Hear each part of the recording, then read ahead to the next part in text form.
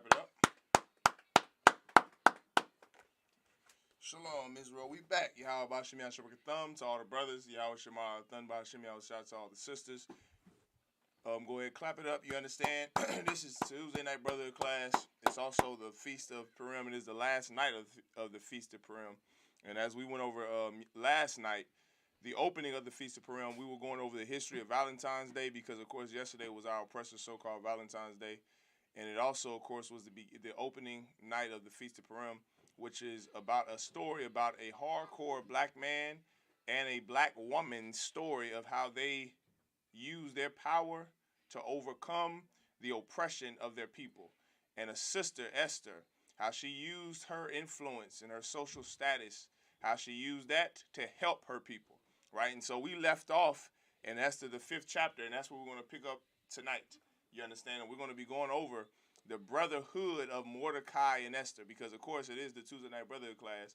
We're going to be talking about the brotherhood that they displayed so eloquently, so amazingly, only the type of brotherhood that you will experience in the UPK under Commander General. You understand? So give me 1 second. Shalom, Mike.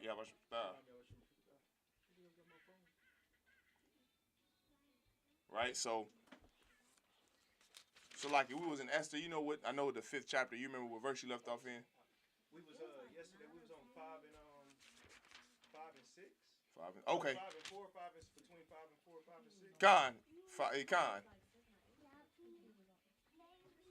We can pick up.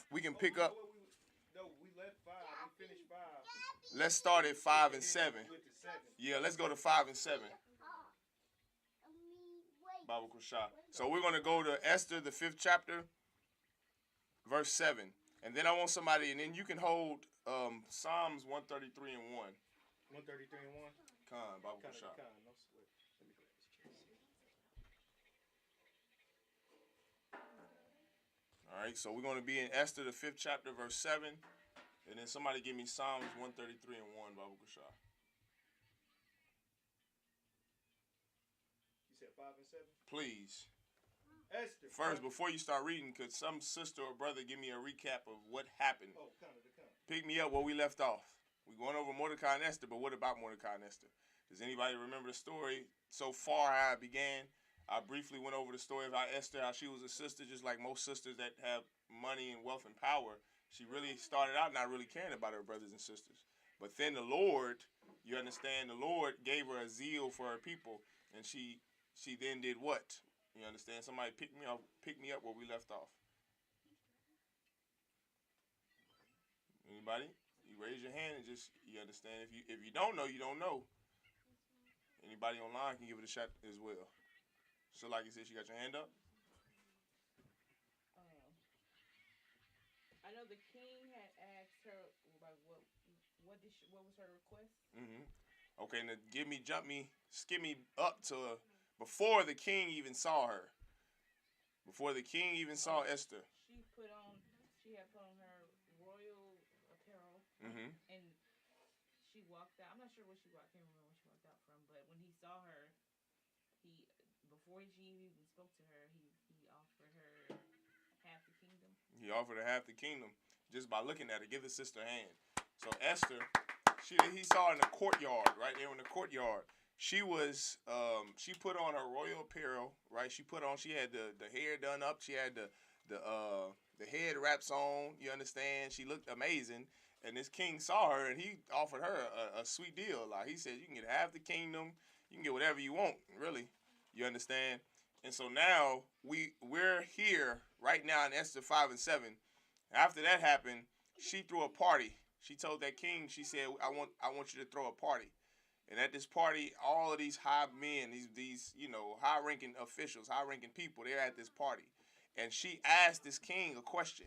Because the king, of course, asked her, what would you like, babe? What would you want? What is the thing that I could give to you? Right? It's like a sugar daddy, what you sisters in the world call a sugar daddy. He's like, well, what can I give to you? And once again, she used her influence to influence this king on helping her people and save her people. So now we right here in Esther 5 and 7 when she's having this conversation with the king.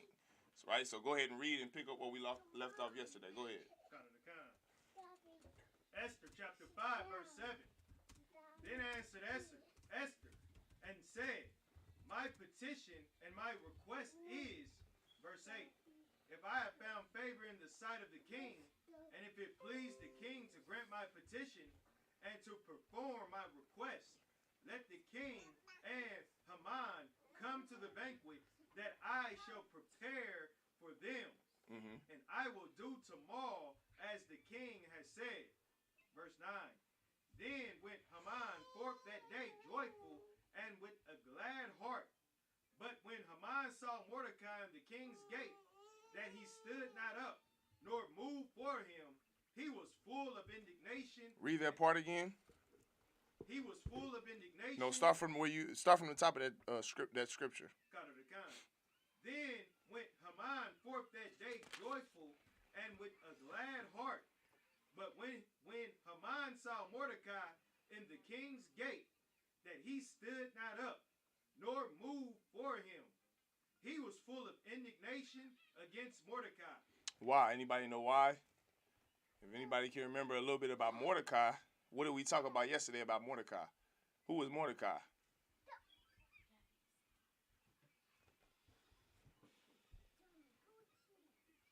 Don't all speak at one time. Who was Mordecai? Anybody want to give it a shot online? Elisha? Mordecai is her uncle, right? Mordecai is her uncle, Khan, correct. Get a brother hand. Okay, that's which means he's what nationality? He's a Judite. He's a Judite. He's a Jew. Kind of the kind. And what in the story did we read yesterday about Mordecai? He was at the gate, and what happened with between Haman and Mordecai? You remember? Oh, I thought you was going. Well, when it was at the gate, I mean, it was the same type of. He let it be known that he was a Jew. Mm-hmm. You know, when he was proud of his nationality. And what else? It was something important. It's the reason why Haman. He didn't really reverence him like he thought he should. That's true. It's something else. Go ahead. Didn't they ask him like, why won't he stop following the law or something like that? Why wouldn't he? Why is he? What's the word? It's the word there that he used. Salakia. Let's find that word he used. Salakia.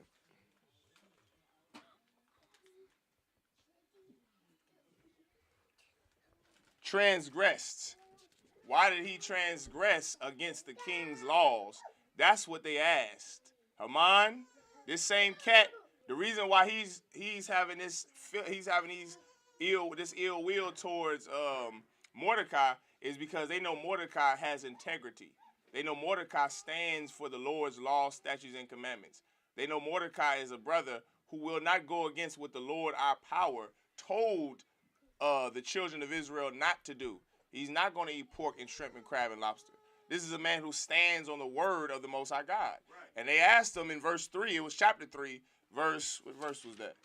If you read back to chapter 3, verse 3, they asked him, why are you transgressing the king's laws? You understand? You was right what you said, Elisha. Both of you were right. But what you said, Elisha, how he professed being a Jew and how we stand on with the Most High God, his laws, statutes, and commandments. That's true. And they said, well, why did you transgress the king? Right? So that's the reason why this Haman, it says, what, Elisha? Read from verse 9. Go from verse 9. Start from verse 9 again. Con, 5 and 9. Then went Haman forth that day joyful and with a glad heart. But when Haman saw Mordecai in the king's gate, that he stood not up, nor moved for him. This cat here, Haman, like he's happy until he see a man. Until he sees a real man who's about the Lord's business. He sees a brother who's hardcore. Like it said, he was happy, he was joyful. And then he sees Mordecai, he's like, oh, you know what? Like, oh man, this cat here, he's angry with him the same way. What was the cat that ran with Donald Trump just 4 years ago? The black man, Ben Carson. Benjamin Carson. When he sees real men that don't kiss the oppressors behind, he feels the exact same way. He feels some type of way. He's angry with us because we don't kiss the oppressors behind, because we don't sell out. And that's the way some sellout would feel. And that's what Haman was. And he sees a real man who stands on the Lord's work, Mordecai, like you said, Esther's uncle. And he's like, damn, like you can't help but to get angry because this man is more of a man than you will ever be. And that's what some Uncle Tom, that's what, anytime you get in a battle with some Christian or some fake Israelite, that is what they really feel on the inside. Go ahead, you had something you wanted to say? So like you just said it. I was like, that's exactly how fake Israelites feel when they see the ISUPK. Yeah, right. They see Commander General Hunter. They they just get up in a a frenzy sort of. Yeah, say. right. Just like Salagi, if I may, and I know the situation's over, but what was the captain in Memphis that stood against all those? Oh, the officer, Thawar. Oh, so officer Salagi. Khan, Thawar. Khan, Thawar. I think it's Thawar. Yeah, right. That's what we're talking about. He stood bold in the face of wickedness and evil, and he stood bold against, brothers who think they're in the truth coming against the truth. Damn right. And he stood bold, man, and I mean, that was, what we say, he put down a demo. No cowards, damn right. Cowards. Damn right. And he didn't waver. He wouldn't be like Haman or like Ben Carson.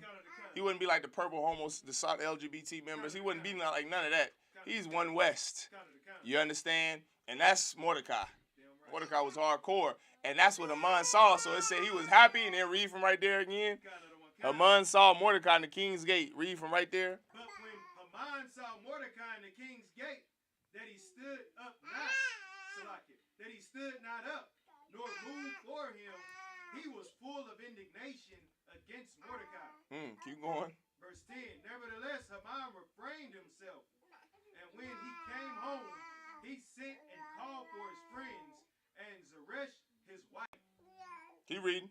Verse 11, and Haman told them of the glory of his riches, and the multitude of his children, and all the things wherein the king had promoted him, and how he had advanced him above the princes and servants of the king.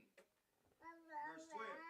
Haman said, moreover, yea, Esther, the queen did let no man come in with the king unto the banquet. So, in verse 11, what is Haman doing right there?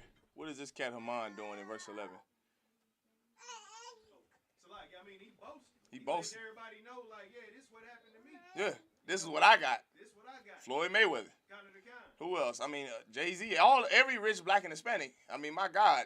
They go to Gucci when you can't buy it and you can't afford it. They do that. You think they don't do that on purpose? They do it on purpose because you can't afford it. Which is why if you ask any rich black or Hispanic, Mayweather said it out his own mouth. He just went ahead and admitted it. That boxer Floyd Mayweather said the reason he gets that expensive stuff is because your poor black behind can't afford it. Oh, go ahead. Most High Christ, go ahead. Because you can't afford it. That's the reason why. And so this cat Haman, he's telling them all of the nice things. Pretty much what Haman is trying to do is he's trying to belittle Mordecai. He's trying to say Mordecai doesn't have what I have. He doesn't have the riches. He doesn't have the $18 million. You know Floyd Mayweather has an $18 million watch, right? An $18 million watch. You think that's by... He did that on purpose.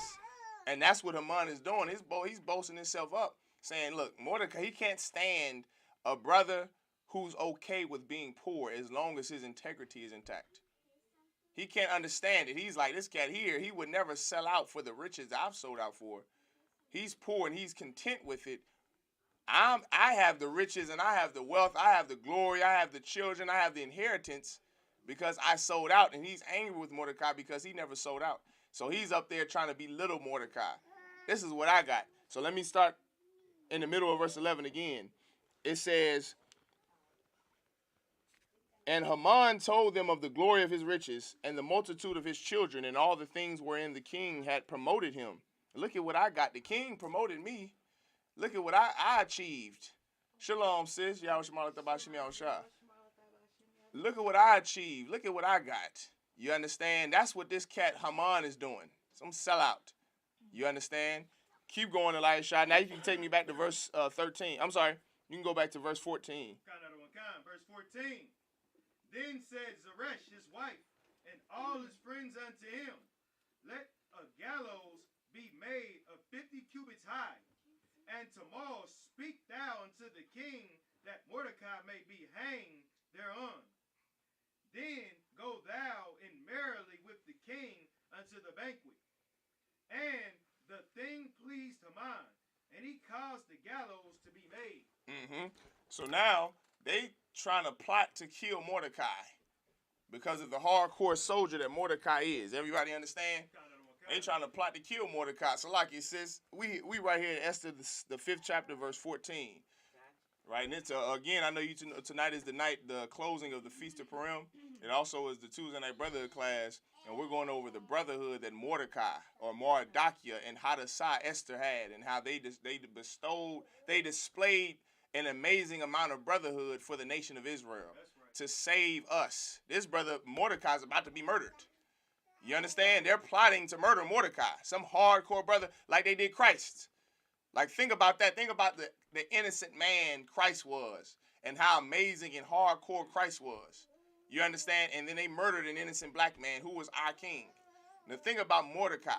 Think about how hardcore he was, what he stood for. From the stories that the scriptures we just read about him yesterday and just now. And think about they're going to try to kill an innocent man all because he stands with the Most High God. That's the reason they're trying to kill him.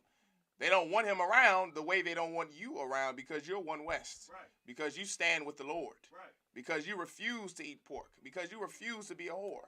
Because you refuse to accept gifts on Christmas. They want you dead too. You're innocent and don't do any harm to anybody. You don't murder anybody. That's what happened to this brother here. Right? They're plotting to kill this brother. But read, I want you to skip me to, let's see. I want you to skip me to, oh man, this is a lot of good points on here. I want you to skip me to chapter 7, verse 1. Esther, chapter 7, verse 1. So the king and Haman came to banquet with Esther the queen. Verse 2. And the king said again unto Esther, on the second day at the banquet of wine, what is thy petition, Queen Esther? And it shall be granted thee. And what is thy request? And it shall be performed, even to the half of the kingdom. Then Esther the queen answered and said, I have found favor in thy sight, O king. And if it please the king, let my life be given me at my petition. This is where we were. We read this part yesterday as well, right? So her uncle, this Mordecai is about to be murdered. She knows this, right? She knows this. Esther, she understands what's going on. And did she go up in there and say, you ain't about to go kill my uncle. You ain't about to go do that. She didn't do that. She said she was feminine and sweet. She was feminine and sweet. And she said, listen, I have found, with her head bowed, she's sitting there talking to this king and said, if I have found favor in thy sight. And read again what she said. If I have found favor in thy sight, O king, and if it please the king. If it please the king. Listen how she talking. She talking so feminine, so sweet that only a one sister, how they can talk. Keep going. Let my life be given me at my petition. Keep reading. And my people at my request. Keep going. For we are sold, I and my people, to be destroyed, to be slain, and to perish. That's right. But if we had been sold for bondmen and bondwomen, I had held my tongue, although the enemy could not countervail the king's damage. Now skip me down. Go to verse 6. Now read verse 6. And Esther said, the adversary and enemy is the wicked Haman. Mm-hmm. Then Haman was afraid before the king and the queen. Verse 7. And the king, arising from the banquet of wine in his wrath, went into the place, went into the palace garden. Now I want everybody to just soak this in, right? This cat Haman, this is one of the king's friends. This is a high-ranking official under the king. You understand? Imagine I don't want to say like a vice president, but imagine somebody in the president's cabinet, his office. Somebody he chose to be there, right? That's who Haman was to this king, Elijah. And remember in the chapter before, Haman is bragging about all that the king has given him. It's like his best friend.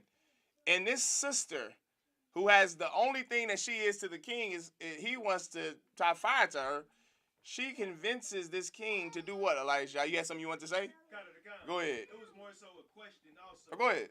Could Proverbs 16 and 18, and I'll read it. Go ahead, In please. this situation with Haman be applied, because before he was being very, arrogant, Right. and bragging about everything that he had. Right.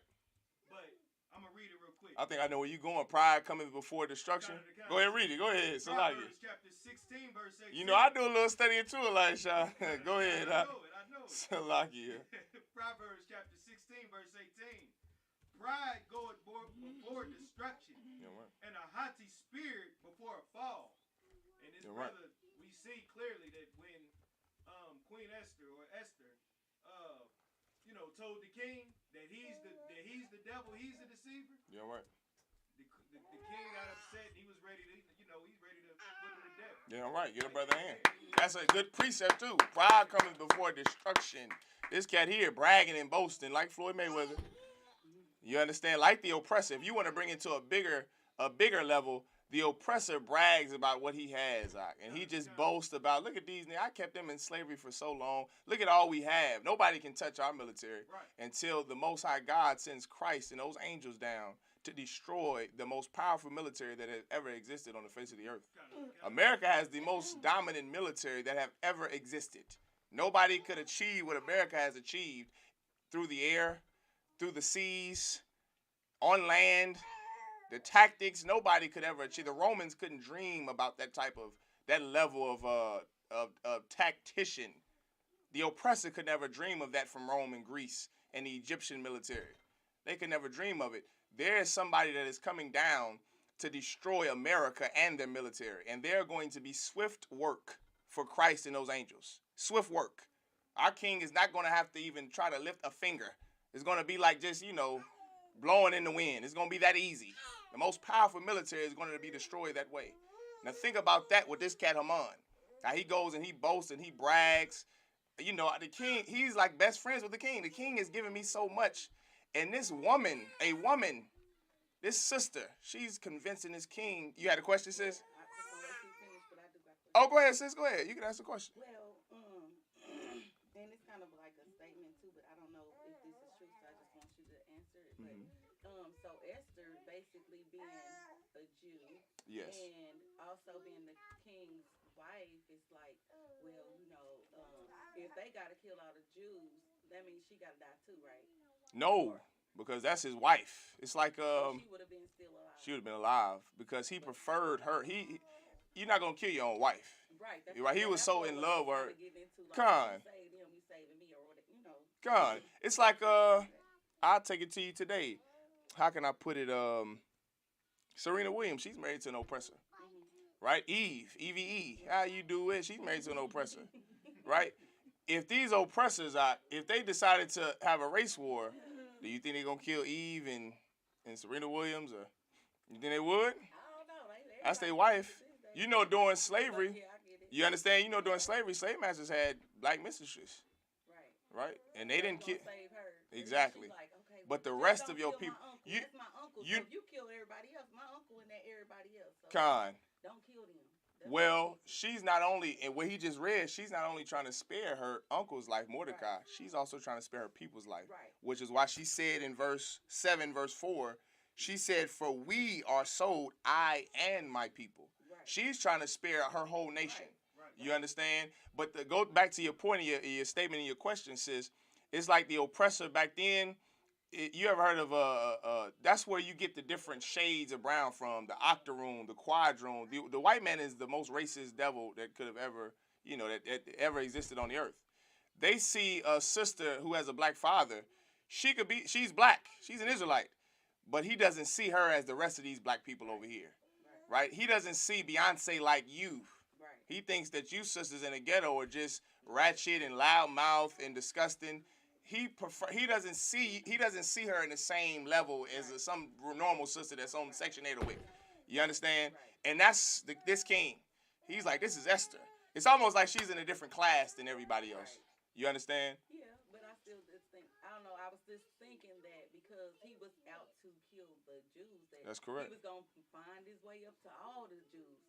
And because of that being his wife, like whatever other hidden Jews might have been wherever they at, I Mhm. just thought he was trying to kill all of them, including her. And so not only that, like she probably used that to kind of entice him to be like, you love me, don't you? Well, Like, listen, don't kill me or my people. give Like, the sister a hand. all the, Because even to your point, sis, even if he did say that what you saying is true, she still used her femininity. She still used her sweetness. She still used being a woman that he desired after.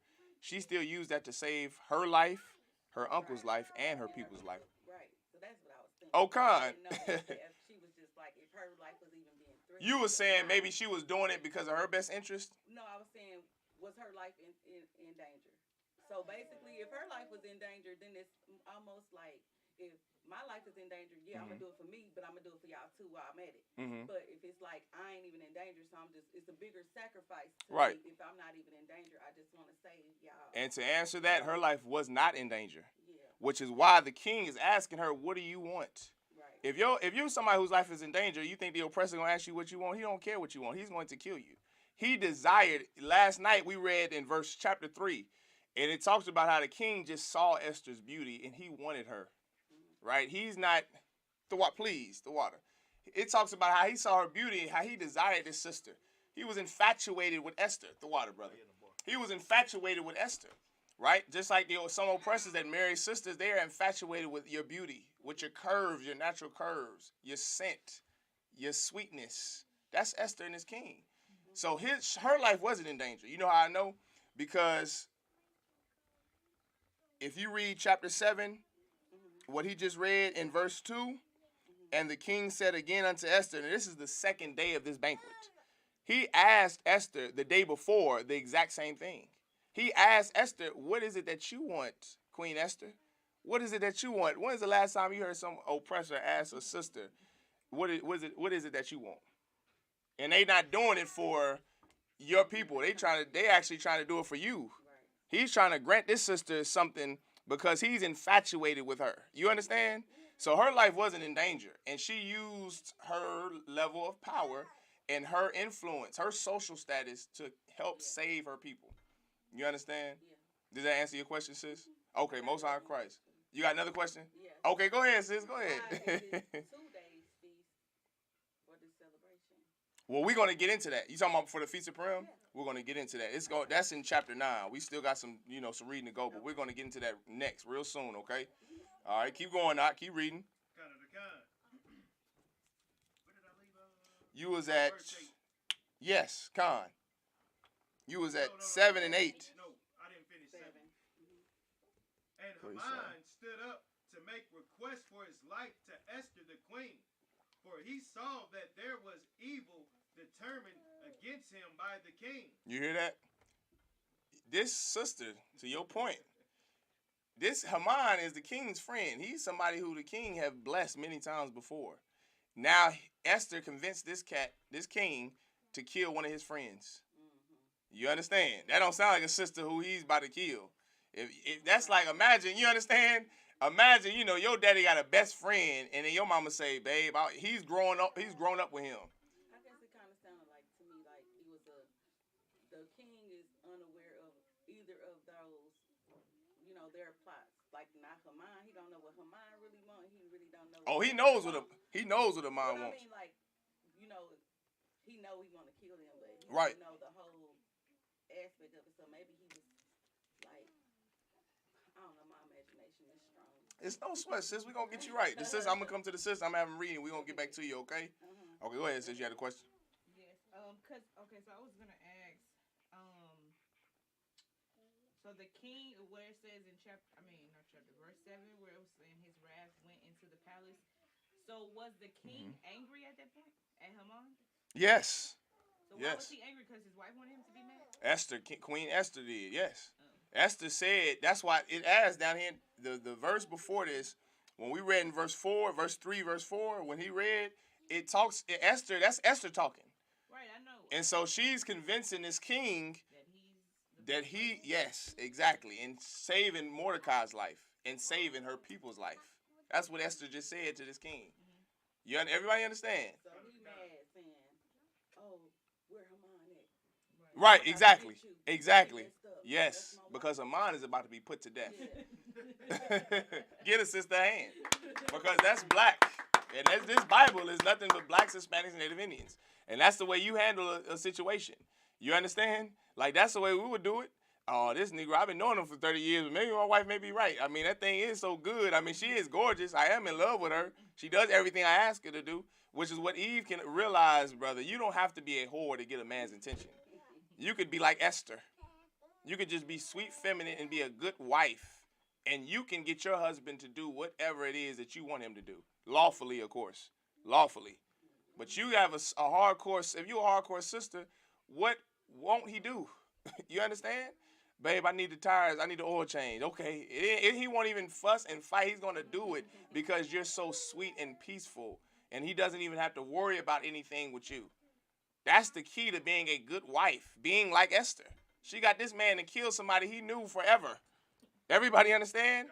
She convinced a man to kill his friend. You understand? You know how powerful that is? Just to save the life of her family.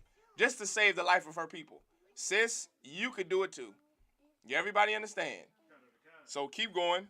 Did that answer your question, sis? Okay, keep reading.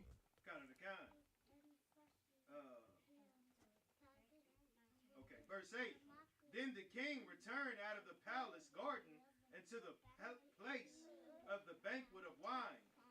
And Haman was fallen upon the bed whereon Whereon Esther was. Then said the king, will he force the queen also before me in the house? As the word went out of the king's mouth, they covered Haman's face. Verse 9. And Harbona, one of the chamberlains, said before the king, behold, the gallows. Behold also. Behold also the gallows 50 cubits high, which Haman had made for Mordecai. So they making this gallows where they was going to hang Mordecai. They was about to hang Mordecai on this gallows. Not no more. Not after the Queen Esther, not after Hadassah worked her magic. You understand? Not after she worked that femininity on old the king, what is it, Asherus? Not after she worked that magic on him, that femininity, Israelite sister femininity on him. That sweetness, no more. My uncle not about to die. You about to die. You understand? Keep going. Who had spoken good for the king. Oh, Salaki, I skipped ahead. The gallows 50 cubits high. That's where you left off.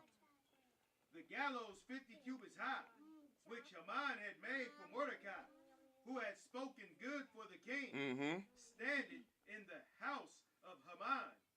Then the king said, hang him thereon. He said what? Hang him thereon. What did he say, Elijah? Hang him thereon. Keep reading.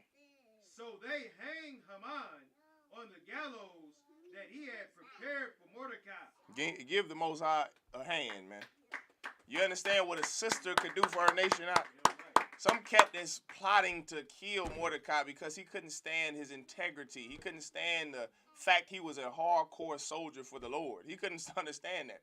He hated it. He absolutely hated it. The way all of those Negroes in the conscious community hate Captain Tazaryak for standing on the same thing for the past 13 years.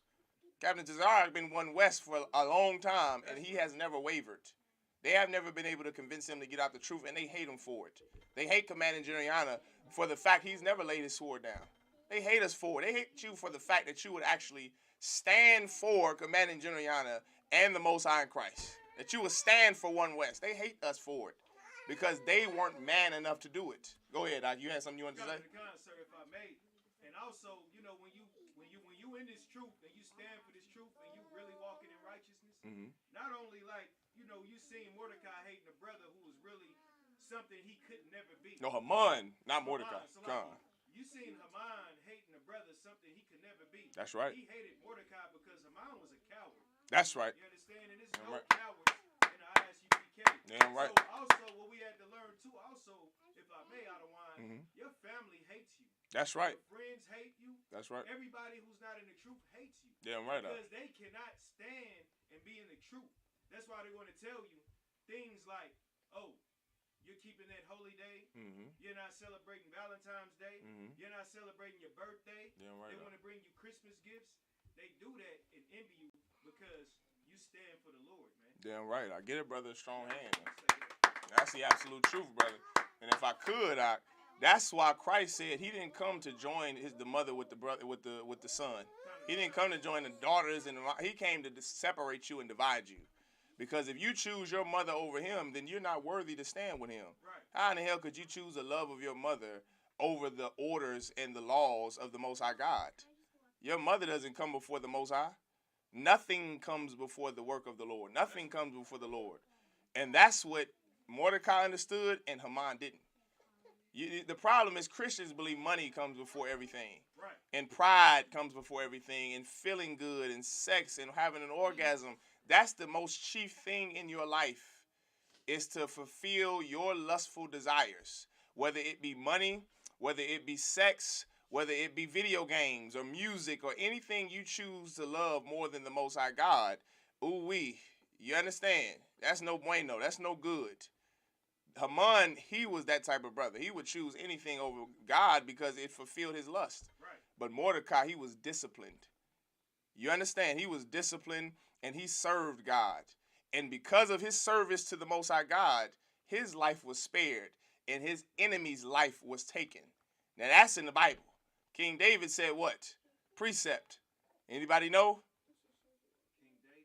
Yes, brother. It's a scripture that Christians say all the time. Think about what I just said. Mordecai watched his enemy be murdered right in front of him. The man who tried to kill Mordecai, on the same gallows that Haman made for Mordecai, he got hung on that same gallows he made to kill another brother. So Mordecai watched his enemy die. King David is a beautiful precept in Psalms. No, it's in Psalms. What was the one in Proverbs you was thinking of? He shall prepare a table before me in front of my enemies. You understand? That's what Mordecai got to live, all because of his service, his dedication, and his loyalty to the Most High. You understand? All because of his loyalty to God, he was able to live and watch his enemies die. And you could achieve the same thing. You got ops. Well, guess what, brother? If you have opposition and enemies, you could see your opposition. You could see the same oppressor that is seeking to kill your life daily. You could watch them die from COVID-19. That's right. You could watch them die from some Omicron or Delta variant that the Most High God is cursing our oppressors with. You could watch your enemies die. I think the number one killer of the NYPD is what? Somebody want to take a guess? It ain't suicide. It ain't homicide. It ain't drug overdose. What is it? It's COVID-19. Give the Lord a hand. You understand? If you simply do whatever God asks you to do, if you keep the law, statutes, and commandments, if you have brotherhood the way Esther did and the way Mordecai did, if you do what Christ told us to do, then you could watch your enemies die. You could watch them die from the same plague that could have been sent for you. Because truth be told, the people who died the most from COVID-19 are blacks, Hispanics, and Native Indians. That was never supposed to happen. But because you celebrated Valentine's Day yesterday instead of the Feast of Purim, we're number one in COVID. Because you chose to be a whore instead of choosing to be like Esther, we're number one in COVID. When if you choose the opposite route, if you choose to stand for the Most High God, the oppressor who killed George Floyd, he could just have a heart attack and die. Right. The oppressors that murdered Eric Gardner, the NYPD, they could die and be number one in COVID-19 deaths. The number one thing that kills them could be COVID-19. Now you know that's the hands of God. That's not man-made. That disease isn't man-made. Tornadoes aren't man-made. Natural disasters aren't man-made. That's by the hands of the Most High God. That's right. And if that comes for you, that's the Most High God coming for you. And that could happen to our enemies and our oppressors. That could happen to your ops, brother. That could happen to your enemies. But what are you willing to sacrifice for it? You see, Mordecai was willing to sacrifice his life. You understand? He was willing to die manfully, all to serve God. Right. While you have sex with who you could have sex with, while you smoke weed and get high, there are brothers under Commanding General Yana that are willing to die for what we believe. We're willing to die All because of the law, statutes, and commandments. Right. All because we love one another. All because we choose and we prefer each other over anybody else. Over anything else, we choose one another. And the Most High God hears our prayers in here, man. The Most High God is allowing us to have the 53rd annual Passover in Cocoa Beach, Florida. Everybody understand? Give that a hand. The Lord allows our children to live and not die. We don't get pulled over by the cops and these get put on our necks in the UPK. You understand? We don't die a horrible death the way brothers and sisters in the world do. You know why? Because we have made a decision and taken an oath to serve God, and you can do the same thing. The same way Mordecai did and the sister Esther did. Everybody understand? Keep reading. And Haman, hold on, Salaki. You verse 10. Oh, go down to verse 10? Yes, you was there. You already talked about how he was hung. Verse 10. So they hanged Haman on the gallows that he had prepared for Mordecai. Then was the king's wrath pacified. That's right. Now I want you to take me to, let's see. Now we can go to chapter 9. Right? Yep. Now we can go to chapter 9, verse 1. And once again, anybody can tell me what the Feast of Purim is all about. Anybody want to tell me what the Feast of Purim is about? And just keep this in mind when you're thinking about what all of our feasts are about. It's the reason behind every last high holy day we have. Everybody understand? So I'm going to give you a chance to think about this answer. But I want you to understand the reason that we're celebrating the Feast of Purim right now, the reason why we come together for every high holy day is all for the same exact reason. You understand? And to help you out, don't say brotherhood. Don't say to come together, because that is a part of it. But it's the reason why we are coming together and having brotherhood in the first place. You want to say something? Go ahead, sis. Go ahead. Don't be. Go ahead. You can guess. It's okay. So the whole purpose of Purim, or the reason why we celebrate, is because Esther, she used her integrity to, like, when they try to make her do whatever to eat. Who was it? Eat the pork. That's a sister. That was a sister and her 7 sons. You getting the stories confused a little bit. That sister about the pork, eating pork, that's a sister with her 7 sons in the Apocrypha. Right? That's a different story. Esther, you was only when you said using integrity. Okay, and what was her name? I don't believe the Bible said her name. The Bible didn't say her name. She just was a sister with 7 sons. Con. Anybody else want to give it a try? Good shot though, sis. That's good. I don't know. Go ahead, sis. Because the Lord saved the people again. Get a sister a hand. That's absolutely correct. The Lord saved what people again? The Lord saved his people. The Lord saved the nation of Israel. That's why he defeated our enemies. That's the reason behind every high holy day. Every last one. Passover, my God. Everybody knows the story of the Lord's Passover. We're going to be celebrating that in the next 8 weeks. And that's all because of the Lord killing our oppressor. Everybody understand? The Feast of Tabernacles. The Lord killing our oppressor. Memorial blowing of the trumpets. The literal trumpets is the sound of the war. To warn you from war, that the Lord, King David and King Joshua and Caleb, that we fought for years against heathen nations and we won. And it's because of it we celebrate. You have to remember that the Bible says the Lord is a man of war. And we come together, brother, because of the war. You understand? War. You can't be soft and be in the nation of Israel. You have to be about some warfare. That's what you have to be about. You have to be about some warfare, man. You have to be about going against the very thing that's trying to get you to sin and fall and not have integrity and to be a whore. You have to go to war against that. And in here, we are experts on that. You understand? And that's what Purim is about. It's about fighting. It's about the Lord, him conquering our oppressors. You understand? The same with every other high holy day.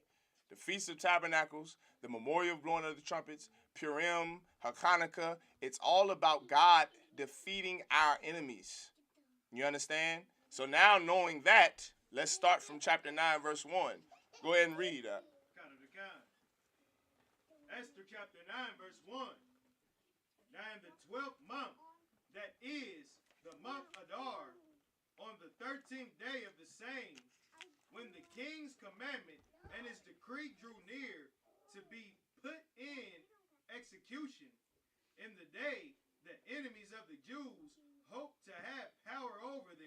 it's all about, and this is all over the place, man. Kind. Blacks, Hispanics, and Native Indians, like I told everyone yesterday in class, last night in class, every nation, brother, every last one, they all seek to come up against and overtake. It's in Psalms 83. You don't believe me? Just read the Bible. Right? Every nation has conspired to overthrow Israel. Every last one. That is their goal in life. The oppressors, the white man, the so-called white man, the Edomites, right? The Moabites, the Ammonites, every nation on this planet have always and will always try to conspire to overthrow blacks, Hispanics, and Native Indians. Try to destroy blacks, Hispanics, and Native Indians.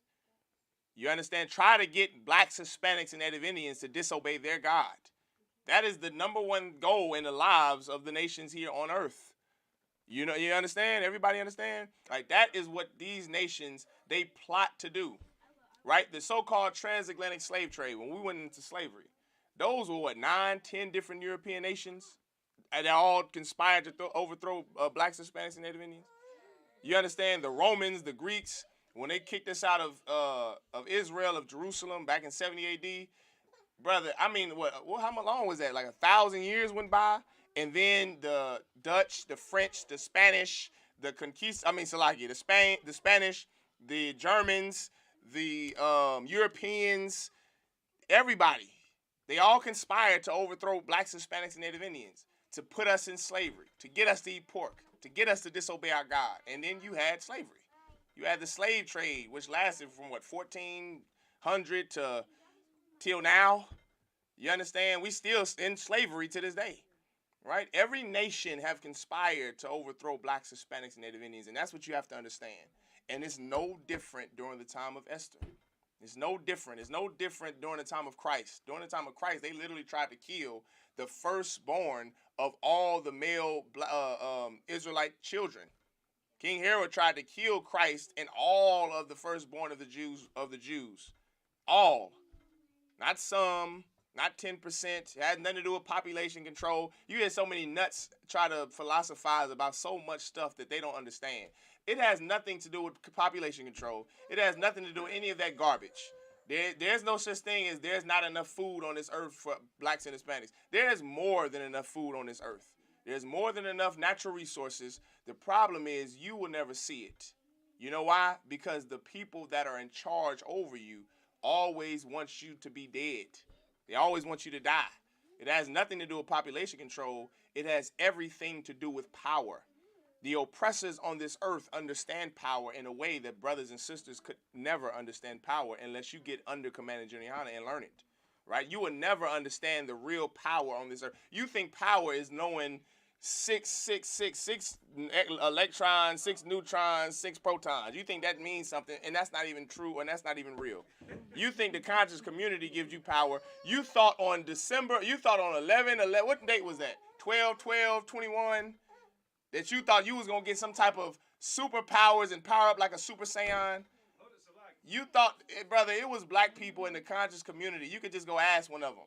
They thought when the days of the month, the year, when you write the date and you know there might be like a 12/12/12, December 12th, 2012, they think that that's like, it's power in that. It's a palindrome. And so it means if you flip the numbers backwards, it'll be the same thing. And it just blows their mind because you're just stupid, man. You just don't understand anything. You get high and you have sex with whores. And you brother, they are drug addicts. And you don't understand the Bible. And because you don't understand the Bible, which is real power, real black and Hispanic power, because you don't understand it, you search for silly garbage to give you power. You search for weed, and weed gives you power. You go to, you learn things on YouTube. You saw that on YouTube it said the vaccine caused you to become an alien. The vaccine, I'm not joking, I'm not making it up. They went on YouTube and said the vaccine causes you to be an alien, and you believed it. You believe the vaccine turns you into a lizard, a new species. Goddamn, Elijah.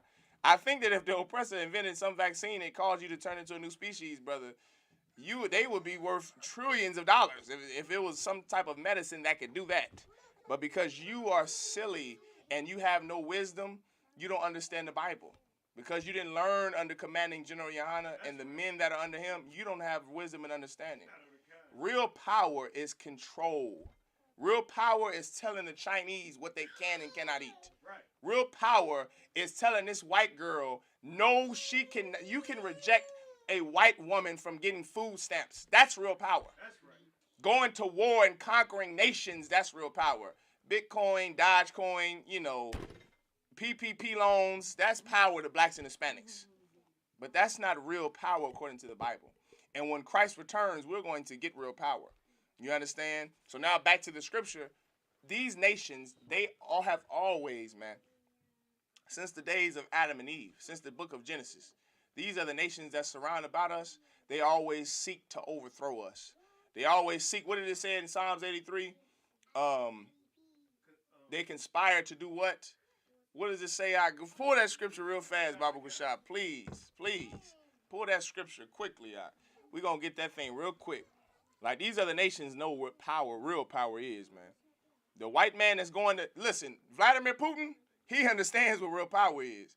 That's why he already annexed Crimea, and now he's trying to goddamn get the whole entire country of Ukraine so they could be the USSR once again. So they could be the Soviet Union Russia once again. He knows power. Why is he? Can anybody tell me the reason why he would be trying to do something like that? You can give me a wild guess. Anybody know why that Vladimir Putin, the president of Russia, has been president of Russia since, before I was born? Does anybody want to know why he's been in the politics and government over there since before I was born? Anybody want to know why he's trying to conquer Ukraine? Anybody want to know why he doesn't want Ukraine to fall under NATO, the North Atlantic Treaty? Does anybody want to know? Does anybody know why? I want to give a guess why. It's real simple. We right on topic. It's right on topic. Go ahead. I give a guess. I don't know for sure, but it has to threaten. It has to threaten their society. It has to threaten their society or what? Or it just threatens. It just threatens their. Yeah, it's a threat. You own it, Doc. It's not really a threat to Putin for them to be part of NATO. Right? It's a reason why. It's not what you see. Like what the news is saying, Vladimir Putin don't want Crimea and Ukraine and them to be part of NATO. And then why doesn't he? It's not because it's a threat to him. That's not the reason why. Anybody want to give it a shot? I just kind of think, I don't know, mine is probably overshot, but I'll be thinking about the 7 churches, or not the 7 churches, but the 7 candlesticks. Heads. Like. Oh, I know what you mean. The prophecy in Revelations. Yeah, okay. So like it's supposed to be so many of them that rise. That's not. But that's not about Putin. I'm specifically talking about Vladimir Putin.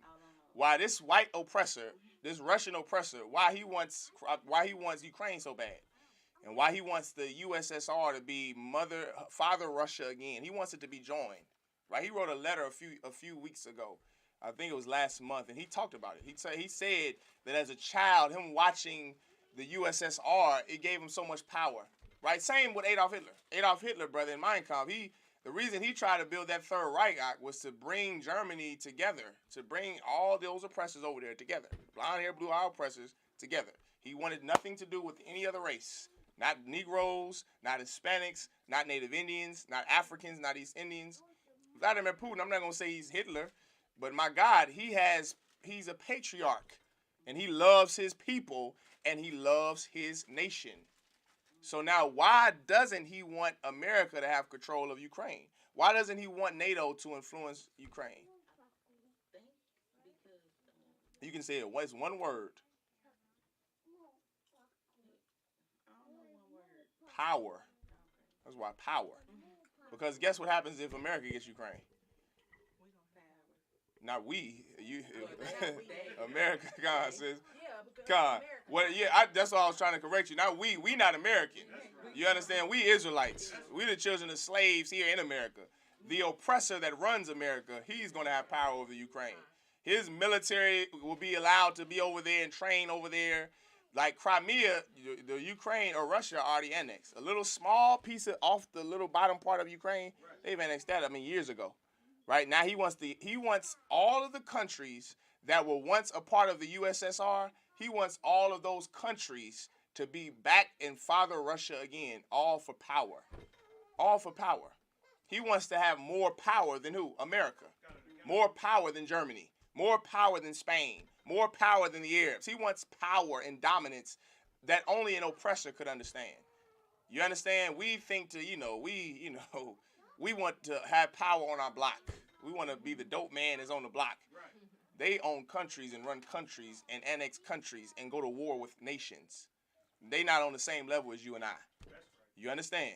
So that's the reason why. Now you got the scripture, Psalms 83. Kind of. That's the reason why these other nations, they try to, they conspire to overthrow blacks and Hispanics because they want power. You understand? And the brother's going to read it right here in the Bible. Read. Psalms 83 verse 4. They have said, come and let us cut them off from being a nation, that the name of Israel may be no more in remembrance. That we will be no more in remembrance. What does that mean? Nobody even going to know who you were. You're going to think of Israel, which is what's happening now. Right? If it wasn't for Commander Gianna holding on to this on to this truth for so long, brother, you wouldn't know that you were a real Jew. You wouldn't even know you was an Israelite. You would still think you was an African American or an African. You would have thought that you would have been doing those blood tests and tracing your lineage back to the west coast of Africa. You would have been one of those nuts like Henry Louis Gates Jr. Before I did the 23andMe test, I thought I was this, but now I know I'm this. That would have been us if it wasn't for that brother holding down this truth. Everybody understand? So we were going to be no more in anybody's remembrance. Everybody was just going to forget about Negroes being the real Jews. Everybody was going to forget about it, including you. You understand? They didn't do that because, it was fun to do. Those other nations conspired to overthrow blacks and Hispanics for power. Because now who can be the real Jews? Now who can receive the promises and the covenant from our God, our power, the so-called white man?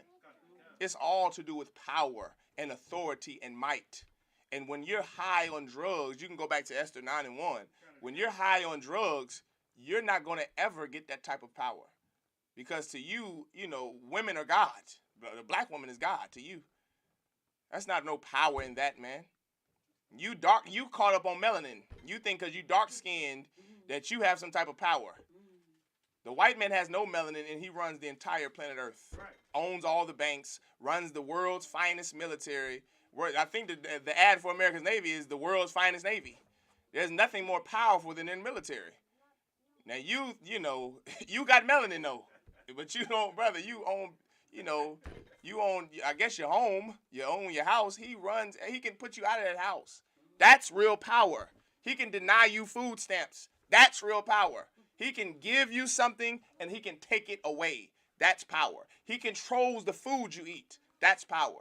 He controls whether you can even buy this land to set up a farm. He can tell you can't farm here if you own the land right here. He can take the land from you. That's what he did to the Native American Indians. That's power, and we are going to receive that power under our King Christ when he returns.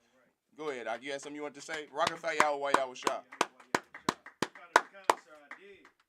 Our oppressor has real power, and blackity blacks that get caught up on the melanin and always preaching about this melanin, you're called by your oppressor's name. That's right.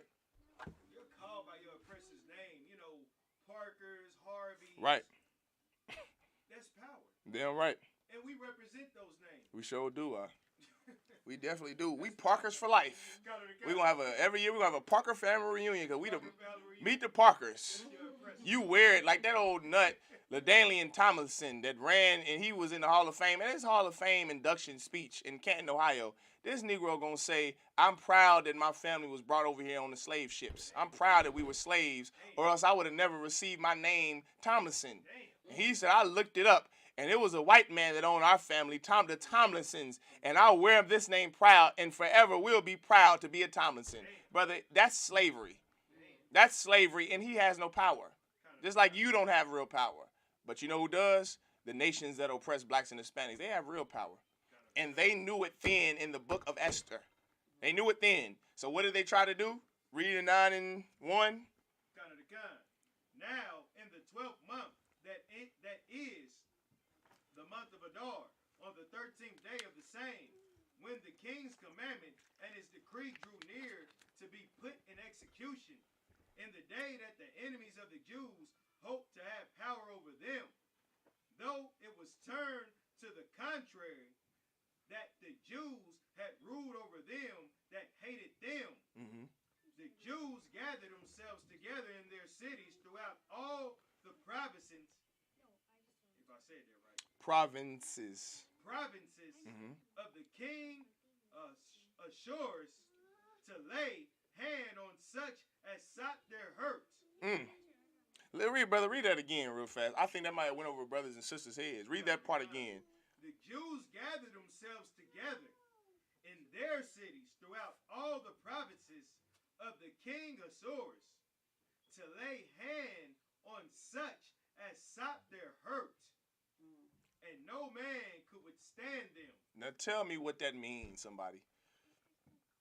Just those two verses, 1 and 2. What does that mean? Right? These nations, I ain't gonna tell you. You tell me. Somebody tell me. Go ahead, sis. They mean if we think you gonna mess with us, like the police now. So just I'm gonna give an example. Go ahead. We thought the police was coming in our hood to mess with us. We got together and beat them down. Mm-hmm. That's our thing. Okay, you We partially. had the right to do that. Right, you partially. Wasn't nothing gonna happen. Well, that is a good example. That's good. That's partially there. Now, the first verse, what was going on in the first verse? They gathered themselves. Who gathered themselves together? Jews gathered together. And who gathered against the Jews? The people that hated them. The other nations of people. Mm-hmm. You understand? The other nations sought to kill us. Mm-hmm. Just like all throughout our history. But the Jews did something this day. They did the same thing on the night of the Passover. They did the same thing at the Feast of Hanukkah. Right. They did what? Read, they gathered themselves together. The Jews, verse 2 and 1. The Jews gathered themselves together. They did what? Gathered themselves together. Give me Psalms 133 and 1, right? For the sake of the Brotherhood class. You understand? This is what blacks, Hispanics, and Native Indians have to understand. If you want real power, the first thing you're going to have to do is gather yourselves together with other blacks, Hispanics, and Native Indians. Right? That's the first thing. That's the first thing. Read. Psalms 133 verse 1. A song of decree of David. Behold, how good and how pleasant it is for brethren to dwell together in unity. For who to dwell together in unity? Brethren. For all people. Brethren. The Jews and Donald Trump. The brethren. For the so-called Jewish man and the real Jews. Brethren. For the Africans and the Negroes. Brethren. Who is it that has to dwell together? Brethren. Keep going. To dwell together in unity. You hear that? Now somebody break that down, what that really means. This is what King David said, behold, how good and how pleasant it is for brethren to dwell together in unity. What does that mean? Go ahead, sis. Go ahead. Just to stick together and do it for your people. Okay, let me ask you a question, if I may, sis. In 1955, began the Civil Rights Movement, right? Blacks and Hispanics, we came together then. We were fighting. Black and brown was together, right? Was that beautiful? Was that good and pleasant? Why? How was it good and pleasant? How was integration good? You know what they were fighting for, right? They were fighting for integration. Was integration a good thing or a bad thing? Oh, bad thing. Did that please the Lord to be integrated with other nations? No. So was the Civil Rights Movement then, was that good and pleasant? No. Okay, so then what is David talking about, right? Because that was a time where blacks and Hispanics gathered together. Am I wrong or am I right? Did black people not gather together in civil rights? They did. We gathered together just 2 years ago to fight for the LGBT. We gathered together. You understand? Was that good and pleasant? Why wasn't it good and pleasant? It displeased the Lord. It did what? It displeased the Lord. So then what is King David referring to here? Gather together under the law of the Lord. Get a sister a hand. That's exactly. Gather together under the law of the Most High in Christ. Right? That is the type of good and pleasant brotherhood that King David is referring to. Right? There is a way that blacks and Hispanics love to unify, and it's a way that displeases the Most High. But then there is a way you can unify with your people, and you can join together with your people that will please the Most High. Right. I pray you understand. And that is what we're going to be doing. That's what we're doing right now. Right now, celebrating the Feast of Purim, the work and the ethic and the integrity of two black people, two Jews, two Israelites, Queen Esther, Hadassah, and Mordecai. We're celebrating their efforts right now. and we're gathered together, and it pleases the Most High. We're going to do it again April the 15th in Cocoa Beach, Florida, and Tucker Lane in Cocoa Beach, Florida, when we come together for the Lord's 53rd annual Passover. That's going to be a day that we gather together in unity that is going to be good and pleasant. That's right. We marched, we fought for equal rights. That displeased God. How do I know? Because look at the condition of black people today. That's how I know. But then there's a way you can gather together. There is a way you could be unified. And that way is gathering together with the brothers and sisters that are like-minded with you. Everybody understand? That is what King David is referring to here. A Christian would take this and say, well, we all got to come together. Well, we all came together in the civil rights movement, but it never worked. We came together to fight for women's liberation. It never worked. We marched in the LGBT parades just a few years ago. That did nothing for black people. Did nothing. And it displeased God most of all. But there is a way to gather together. And it's how the Israelite School UPK gathers together. And brothers and sisters that are in the world that are watching this, you better understand that we do what is lawful in the Bible. We do what pleases our God, what pleases the God of the Bible. We have the same integrity that Mordecai had, the same integrity that Judas Maccabees had. These sisters have the same femininity and integrity that Esther had. So what we do, you follow. And how we unify, you better follow. Not unity camps, that displeases God. But all camps coming under commanding General Yohana, right. That pleases the Most High God. And that is what better happened. That's real brotherhood. Not everybody not having 20 different leaders, not having a million-man march. Million niggas was gathered together in D.C. That displeased God. 1 million black men came together and wasn't killing each other. But it still displeased God. You know why? Because it wasn't under the man that God set up to lead his people. That's why. There is a brotherhood that is absolutely very pleasing to the Most High. And it is what we display in the UPK. It is what Mordecai displayed. It's what Esther displayed. It's what Christ taught. But then there's a type of unity that you could have that displeases God. And that's everything that is outside of these four walls. You know, everybody understand? So now, understanding Psalms 133 and 1, now go back to Esther 9 and 2, right? Where you read the Jews gathered together. So now you can understand when it talks about gathering together with other blacks and Hispanics, it ain't talking about holding up picket fence signs saying we shall overcome. That's not gathering in unity, and that doesn't please God. You understand? It's not talking about holding hand, joining hand with the oppressor and with LGBT members and some purple homosexuals in robes. That's not gathering together that pleases God. Right. But there is a type of gathering together that will please God. And it's the type of unity we had at the night of the Passover, where we all came together and we sacrificed secretly that night. That's the type of sacrifice, the type of integrity, and the type of unity and brotherhood that God wants to see from blacks, Hispanics, and Native Indians. But you are never going to achieve that unity if you don't do it under commanding General Yohana in the Isupk. That's right. Go ahead and keep reading now. Verse 2. The Jews gathered themselves together in their cities throughout all the provinces of the king Ashurus to lay hand on such as sought their hurts. Now we got protection, something that you've never experienced in America. Something you never experienced in Brazil or being black in Canada, being Jamaican or West Indies in the UK. You never experienced the protection from somebody in a position of power. You've never experienced that. And all the years and generations you spent in Britain and Great Britain and the UK and Manchester and St. Louis and Kansas City and New York, you've never experienced real protection. We got it this day. We got it on this day. You know why? All because of two people's sacrifice to the Most High in Christ. Right. All because of two people's sacrifice to our God. All because you didn't have a leader here, a leader here, a leader in this religion, a leader in that religion. You had one man. You had Mordecai. One man that everybody looked up to.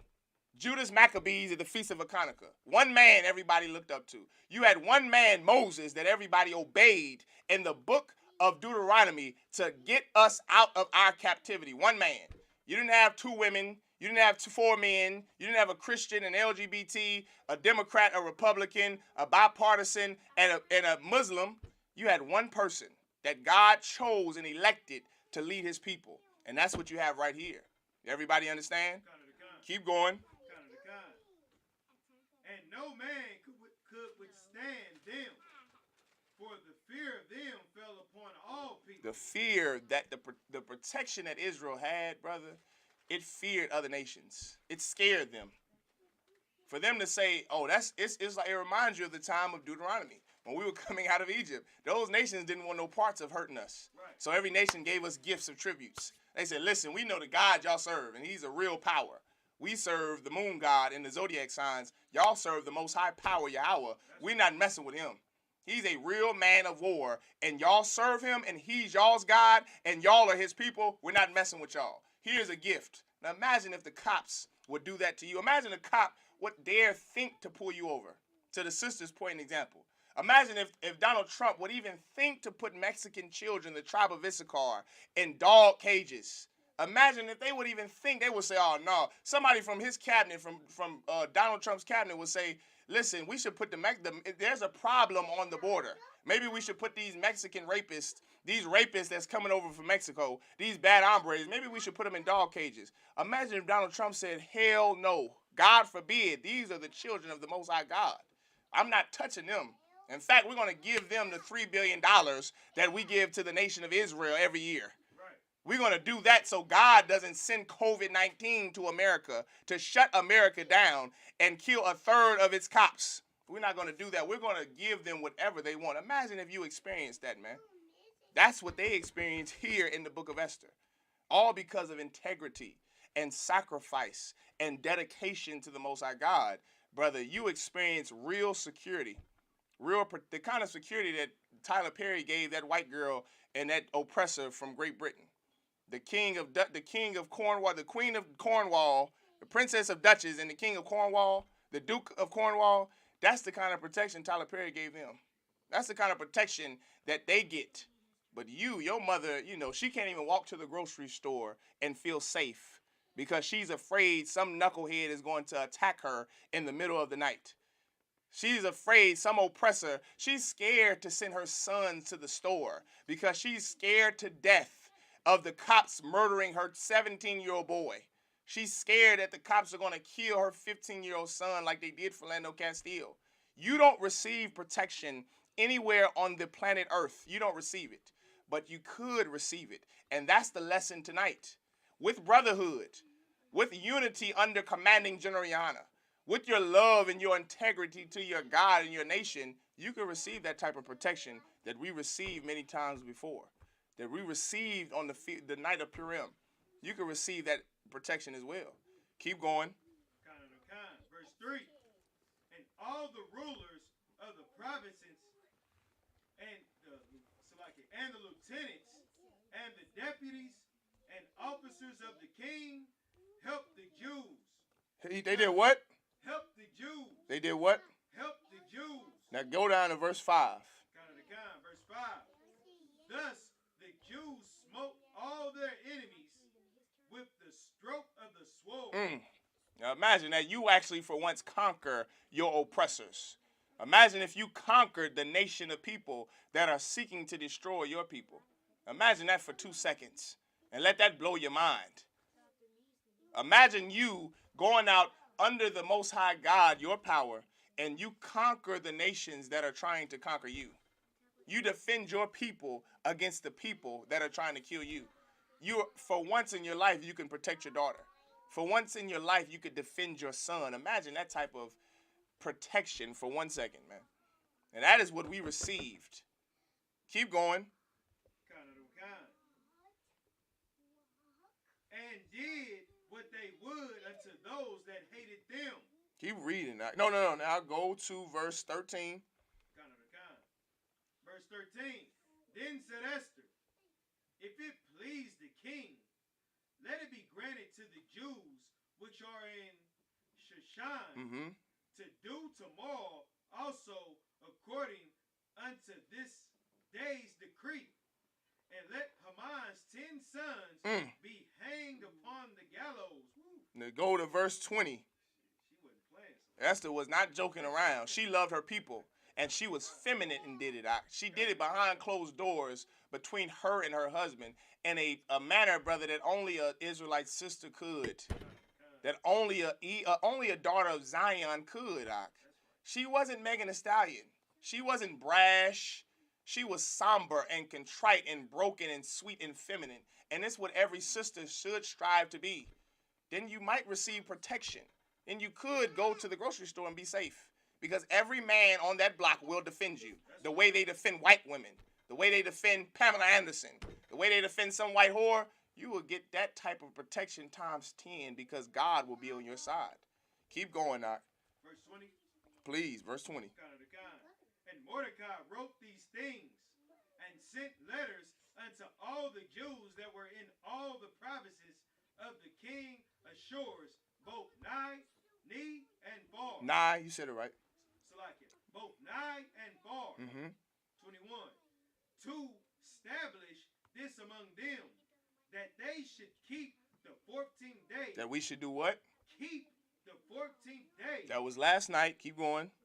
Of the month Adar, and the 15th day. That's tonight. That's tonight. Keep going. Of the same yearly. 22. As the days wherein the Jews rested from their enemies, and the month which was turned unto them from sorrow to joy. From what? Sorrow to joy. From what? Sorrow to joy. Keep going. And from mourning into a good day. You know what cured blacks, Hispanics, and Native Indian sorrow and pain and poverty and depression? War. War. Our prayer, Barakatha Yahweh Yahweh Shah. War that murdered the enemies of blacks, Hispanics, and Native Indians. War that destroyed the lives of the sons of the men who wanted to kill righteous men of God. War. And it turned our sorrow into joy, and it turned our mourning into happiness. Only that something that warfare could truly do. Something that unity and brotherhood could only do. And so now Mordecai wanted the king to mark these 2 days from the period of when we stopped that war and conquered and defeated our enemies. We wanted to mark that for the day of Purim. Take me down to verse 26 quickly. Verse 26. Wherefore they called these days Purim. They called it what? Purim. Keep going. After the name of Pur.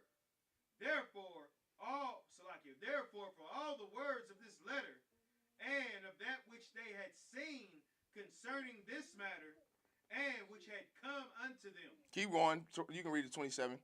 The Jews ordained and took upon them, and upon their seed, and upon all such as joined themselves unto them, so as it should not fail, that they would keep these 2 days. That's right. To their writing. That's right. And according to their appointed time every year. Every year. And that's why we keep the Feast of Purim to this day. That's right. Because of the war that was fought to defeat our enemies. The protection from the Most High God to defeat our enemies, to turn our joy and our depression into gladness, into happiness. And now we mark it with these 2 days. Last night started the first day, the 14th day of this month, and tonight, which ends the Feast of Purim, Barakatha Yahweh Yahweh Shah, and Most High Christ for all of the sacrifice and all of the war and all of the protection from our God, our power, that he have used against our enemies to defend and protect us. Right. And with that, I pass the class over to Priest and Officer Elijah Shah.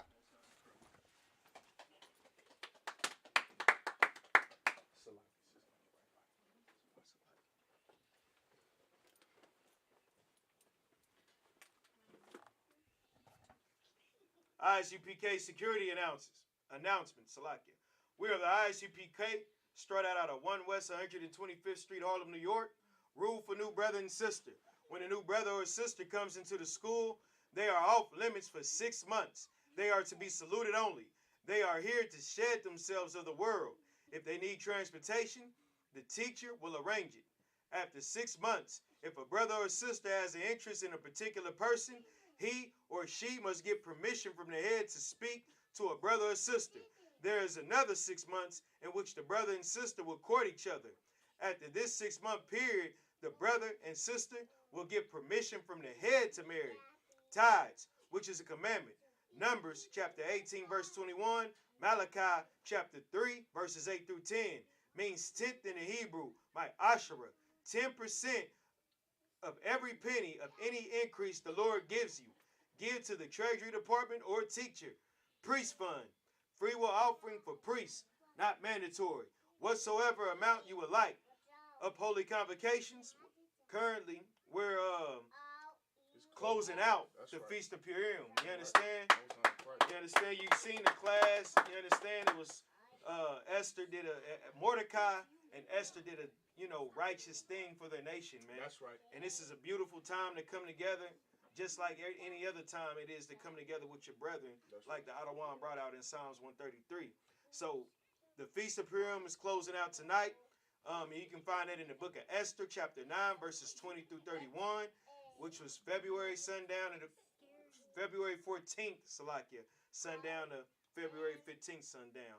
And also get a Lord in hand for the 53rd Passover. That's right. You understand? The Passover is going to be glorious. It's April 15th, 2022 in Cocoa Beach, Florida. 301 Tucker Lane. You understand? Just keep looking up, keep looking on Facebook and, get with your camp leader for any other updates with the Passover. But pretty much the itinerary is out. You can find it on Facebook. Pretty much everything is set in stone. You understand? It's fishing. You understand? The black party. That's right. Black party. It's like all black party. The all black party. Right. Salakia. What we got what else is it? The slaughter of the lamb.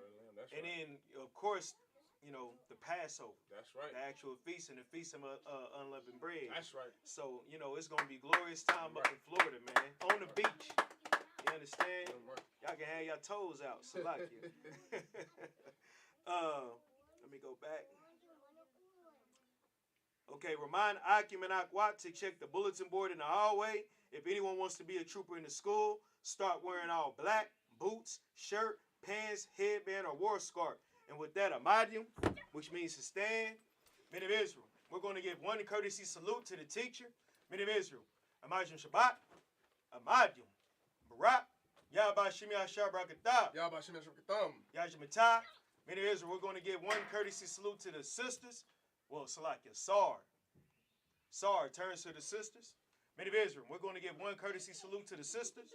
Men of Israel, Amadium Shabbat, Amadium, Barak, Yahweh Shamar Alatah Ba'Shem Yahushua. Yahweh Shamar Alatah Ba'Shem Yahushua. Yajmatah. Class dismissed.